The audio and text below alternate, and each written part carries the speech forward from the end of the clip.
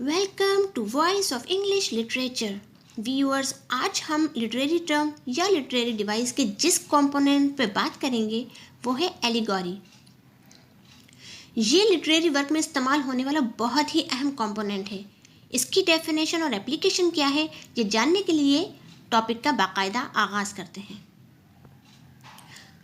Viewers, आपने thirsty crew story सुनी होगी, जिसमें एक प्यासा कौवा एक गहरे बर्तन में थोड़ा सा पानी देखता है। पैंदे में पानी होने की वजह से उसकी चोंच पानी तक नहीं पहुंच पाती और वह अक्लमंदी का मुजाहरा करते हुए उसमें कंकड़ डालना शुरू कर देता है, जिसमें पानी ऊपर आ जाता है और वह पी के उड़ जाता है। अब इस स्टोरी में राइटर ने फोकस किया है विजडम पे। तो ये एक्चुअली कहानी है विजडम की, जो कि एक कैरेक्टर कौवे में रख दी। तो एक क्वालिटी या डिसक्वालिटी समझाने के लिए एक इमेजनरी कैरेक्टर लेना एलिगोरी कहलाता है। अब इसकी डेफिनेशन देखते हैं। An allegory is a story और picture with hidden meaning and a moral lesson. The characters in allegories are symbol which represent particular idea.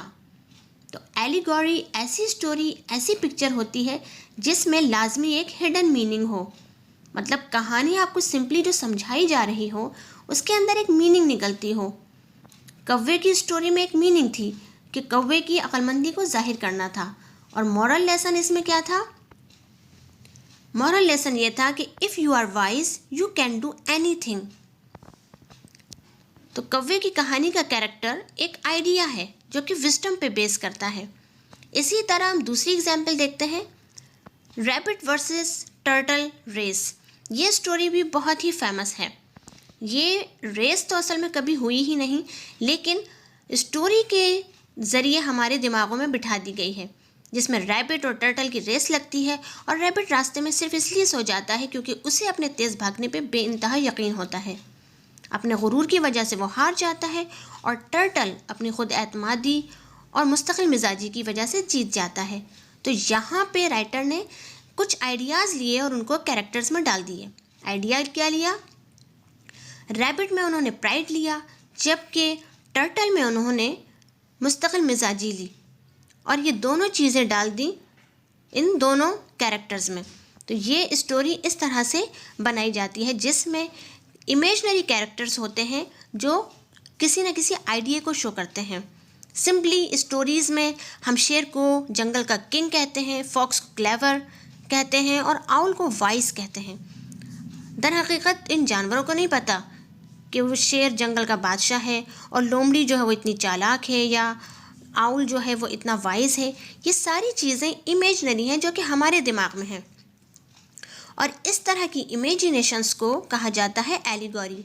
और इसमें एक मॉरल लेसन भी होता है हर स्टोरी के आखिर में, क्योंकि ये इमेजिनेशन बनाई ही इसलिए जाती हैं ताकि आखिर में आपको कोई ना कोई एक लेसन बता दिया जाए। अब हम चलते हैं कुछ इंटरनेशनल एलिगोरीज जो कि बहुत फेमस हैं, जैसे कि एनिमल फार्म।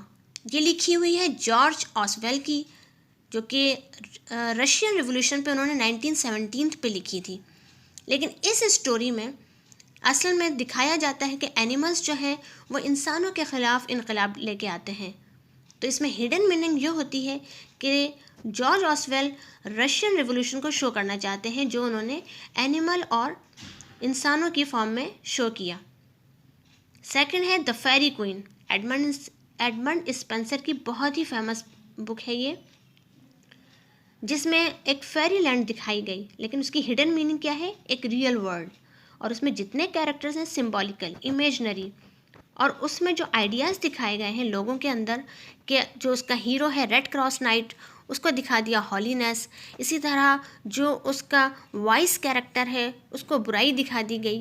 तो ये तमाम आइडियाज़ कैरेक्टर्स में डालने को एलिगोरी कहा जाता है, जिसमें कुछ हिडन मीनिंग्स हो और साथ में ही एक मॉरल लेसन हो। तो ये एलिगोरी है। होप कि आपको एलिगोरी अच्छी तरह से क्लियर होगी। वीडियो अगर पसंद आई और समझ आई तो इस वीडियो को सब्सक्राइब कीजिए, लाइक शेयर एंड कमेंट्स कीजिए। Thank you so much.